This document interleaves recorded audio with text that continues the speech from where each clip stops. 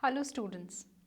After reading this module, we would come to know that the degree to which we conform depends also is affected by our culture. We would learn the meaning of conformity with reasons that make us to conform. We would also learn the various factors that affect conformity and how culture becomes one of the important factors in affecting conformity.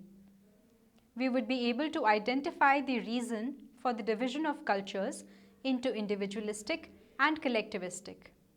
We would also identify the reasons of their conformity.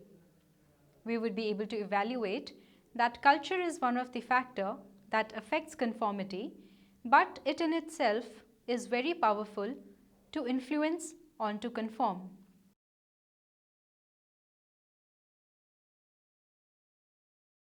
Imagine a normal day in college. You are hungry. It is only the middle of the month and you are left with just the last bit of your pocket money. You want to eat in the canteen on campus, yet somehow you end up eating in an expensive cafe because all your friends wanted to eat out.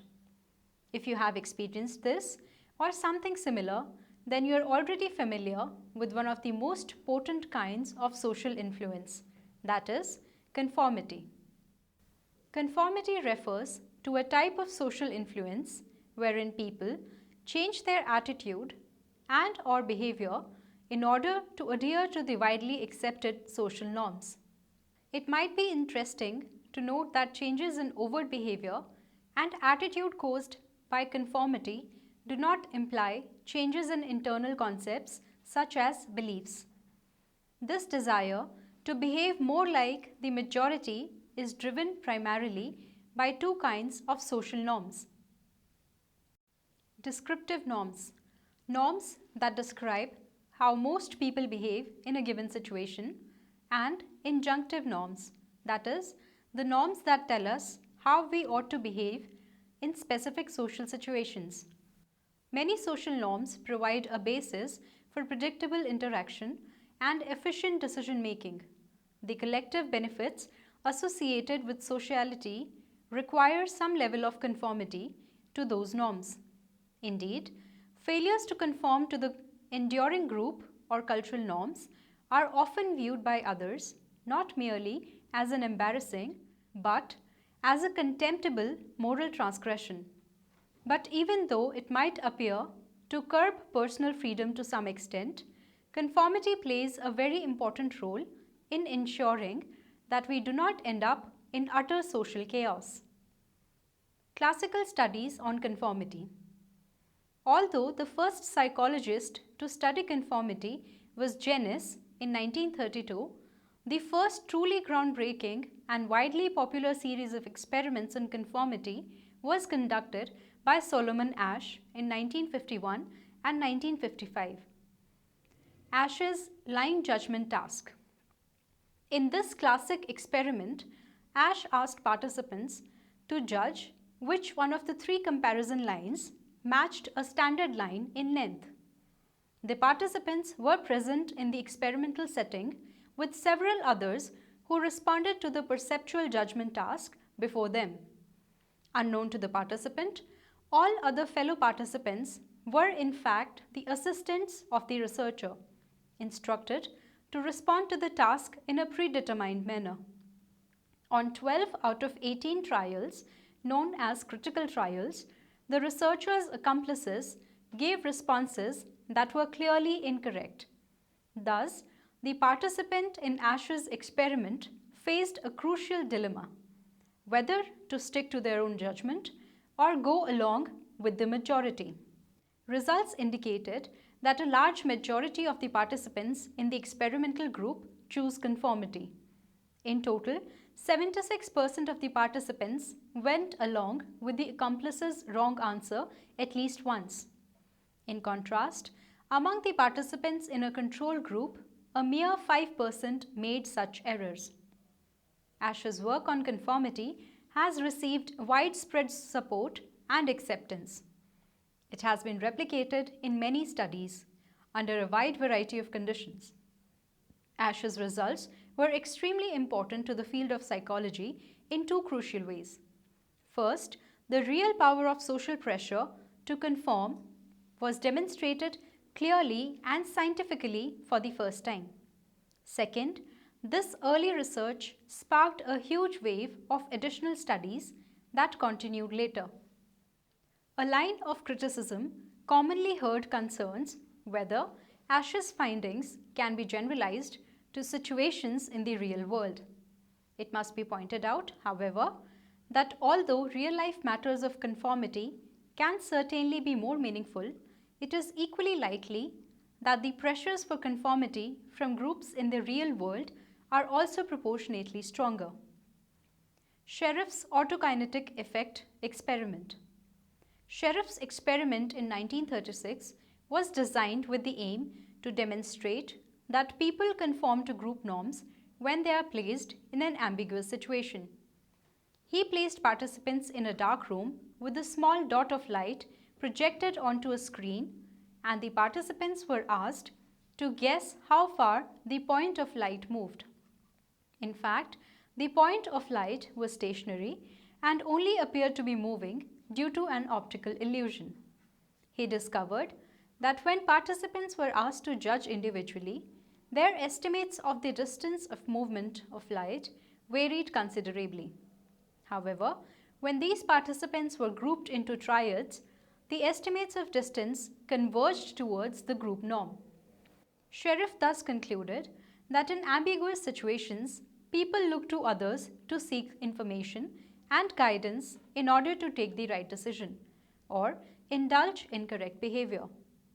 Sheriff has been criticized for using a situation that was ambiguous, unusual, and unlikely to reflect a real-life situation. His research was criticized to be artificial and lacking ecological validity. Both these studies raised curtains from the strong pressures to conform that people face in day-to-day social situations and established fertile grounds for other researchers to investigate the nature of conformity and explore its causes, effects, and limits. What causes conformity? The fact that most people conform to societal or group norms more often than not draws attention to the basis of conformity. Researchers including Deutsch and Girard in 1955 and Insko in 1985 have pointed out two major reasons for why people often choose to go along or conform. They have explained conformity by drawing attention to two essential motivations possessed by all human beings: a wish to be liked by others and a wish to be right or accurate. In addition, Boiler and Griffin in 1994 have indicated towards the cognitive processes that cause us to look at conformity as entirely warranted after we have engaged in it. Normative social influence. Much research in social perception and interpersonal attraction has focused on the human tendency to like those who are similar to us in one way or other.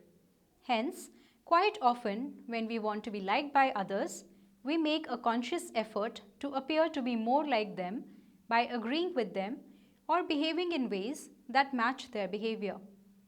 One important reason why we conform then is because we know that it will help us in winning the sanction and acceptance that is desired by us. In the introductory example, for instance, the person goes out to eat in an expensive restaurant as he or she wants to continue being a part of his or her friend circle by matching their behavior and choices. This cause of conformity is known as normative social influence. Normative influence is particularly effective since people who do not conform to the group are more likely to be made fun of or rejected, even be punished by some of the group members. For instance, in the classic line study by Ash in 1956, the subjects conformed to the group not because of the fact that they believed the group consensus reflected reality, but because it was easier to go with the group than having to face the consequences of going against it. Correspondingly, When people have a heightened desire to affiliate with a group, mimicry tends to increase. Informational social influence. Life in the social world is complex and often beyond objective measurement, capable of giving an accurate estimate of right and wrong behavior.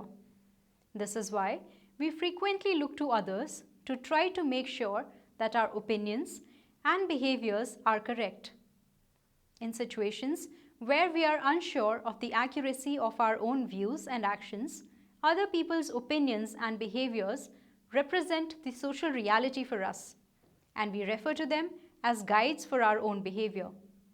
This basis of conformity is called the informational social influence, as it is based upon our desire to be right by depending on others as a source of information about certain aspects of the social world. Hence, when people have an elevated motivation to be accurate and find themselves in relatively ambiguous situations, conformity becomes increasingly likely. When you change your initial opinion on an issue after hearing an opposing view from someone whom you deem to be highly knowledgeable, it is this kind of conformity that you are displaying. Factors on conformity. The evidence that we have considered so far suggests that humans have a strong tendency to conform, but even so, it is clear that not everybody conforms, nor does one person succumb to conformity pressures across diverse conditions. So what is it that determines when is it most likely to conform? Research suggests that many factors play a role. Some of these have been discussed here. The first is cohesiveness. Cohesiveness refers to all the factors that hold group members together as a coherent social entity. When cohesiveness is high, that is, when we highly value being a part of a particular group, pressures of conformity are equally magnified. Group size. Conformity tends to increase as the group size increases. Although Ash concluded that such effects are shown only up till the group strength of 3 members, beyond which conformity seems to level off. Subsequent research reported that these effects persist even up till group sizes of 8 members and beyond. Unanimity. Individuals seem more likely to conform when the rest of the group has a unanimous opinion or stand. Group status. Conformity to high status groups is relatively higher than to the low status groups. Culture. Individuals in collectivistic cultures display a greater tendency to conform than those in the individualistic cultures. Gender. Gender differences established and exercised by societal norms exert strong influences on the way men and women respond to social influence. Research suggests that women are more likely to conform when on surveillance relative to when they are not. Age. Perhaps driven by informational social influence, younger people are more likely to give in to conformity pressures. Importance of stimuli. The normative focus theory suggests that the influences of norms on the behavior is mediated by how important or central the stimulus is to the person at the time the behavior occurs. When participants were told that their responses to the questions in a study will be used for designing the safety signals in an aircraft, conformity decreased substantially, suggesting that the need to conform may decline when a task is considered critical. Clarity of stimuli. As demonstrated by Sheriff's experiment, people are more likely to conform when they find themselves in unfamiliar and ambiguous situations. Minority. A dissenting minority may also reduce the pressures to conform. A minority which holds fast to its position against the majority group compels group members to rethink their decisions and thus lessens the conformity. Conformity and culture. In the previous section, we mentioned briefly about the differential effects that different cultures exert inadvertently on the extent to which its members conform. Here, we will discuss in detail the relationship between culture and conformity. One of the most widely known cultural distinctions in conformity is made on the basis of how much emphasis a culture places on the self as opposed to the others. Individualistic cultures hold personal independence, uniqueness, and competitiveness as desirable values. Personal self is placed above family, kinship, and society, and thus the pressure to conform is seen to a lesser degree in such cultures. Collectivistic cultures, on the other hand, value interdependence, sharing, common interests, family, kinship, and society above the personal self. In such cultures, any person displaying individuality is perceived to be like a sore thumb, sticking out and hurting the uniformity of the group. There is a lot of research which supports this distinction. For example, Smith and Bond in 1998 discovered cultural differences in conformity between Western and Eastern countries.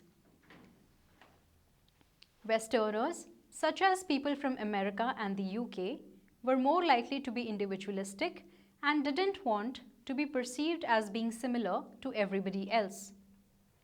Bond and Smith in 1996 analyzed the results of 113 studies that has used Ash's line judging task in 17 different countries.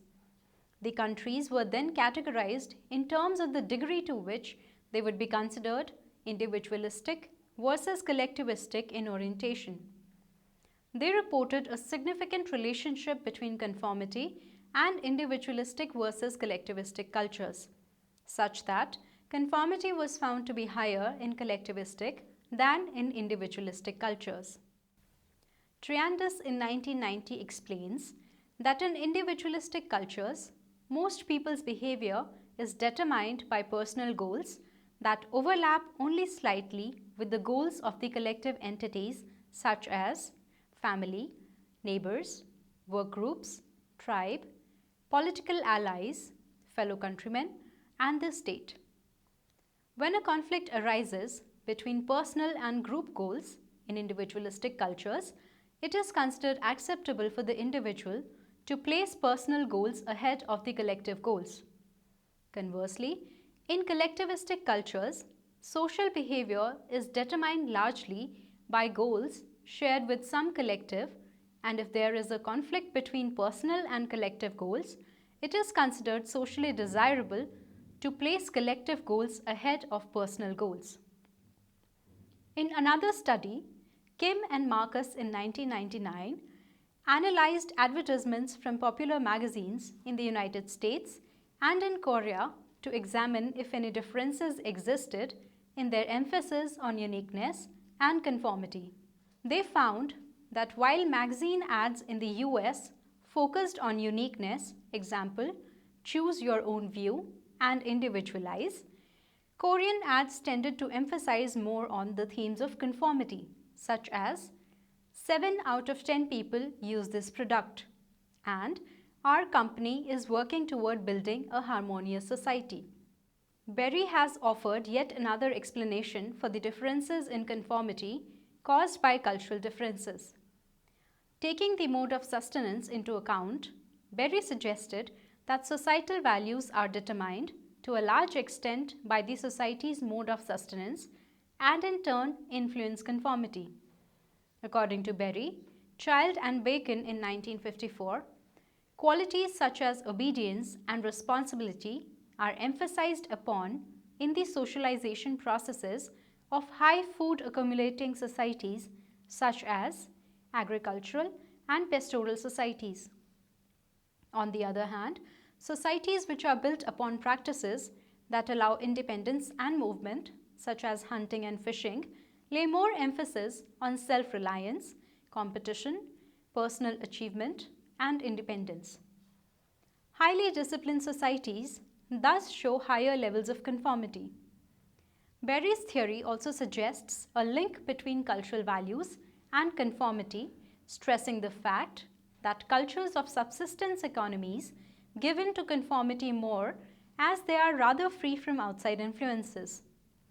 When traditional samples were compared with those who had been exposed to westernization through Western education, urbanization, and wage employment, Berry found that exposure to Western concepts and values led to a weakening of traditional norms and less cross-cultural variations in conformity.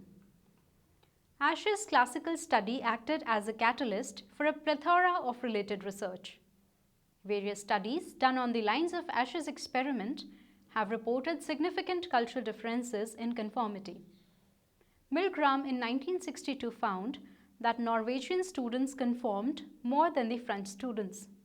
In Zimbabwe, Ghana, and Fiji, people showed higher levels of conformity as compared to low levels of conformity found in Germany. There is some evidence for greater conformity in Chinese and Brazilians when they were compared with Americans. A small and inconsistent bit of literature also suggests differences between blacks and whites in the United States. Isco, Willin, and Harvey in 1964 found less conformity among black women compared with white women, there being little difference among men, and yet both cis Strunk in 1971 and Long in 1970 found that blacks conformed more than the whites. Schneider in 1970 found no overall difference, although whites were more influenced by a white majority than a black majority, whereas the ethnic composition of the majority had little effect for blacks. This shows that culture dominates in the domain of conformity. Finally, based on the analysis of attitude surveys conducted twice, first in 1967 to 1969 and again in 1971 to 73 in the subsidiaries of a large multinational US corporation, Hofstede in 1980 reported that as opposed to individualistic cultures, where there is a clear distinction between the self and the other, the society and the larger cultural group, people in collectivistic cultures derive a considerable portion of their identity from significant others, groups, and the society. Collectivistic cultures emphasize group decision making rather than individual decisions, and there is an emotional element involved with membership in organizations and institutions, consequently increasing the pressures to conform. Summary: conforming to others in a group is important as they set norms for to be followed and provides us information for those issues for which we are ignorant. Conforming to others is affected by cultures. It is believed that some cultures conform more than the others. A lot of differences have been found between cultures on the lines of individualism and collectivism. Researches done over various countries have found that individualistic countries are low on conformity as compared to the collectivistic cultures. The differences could be due to the fact that individualistic and collectivistic countries have differences in their values, importance they lay on the group, and their identification with them. In individualistic culture, people are more self-made and self-dependent, and they are taught to take their own decisions and owe the responsibility of it. Thus, in such cultures, people conform less. On the other side, in collectivistic cultures, people are interdependent for everything and they take decisions collectively. Hence, in such cultures, people conform more.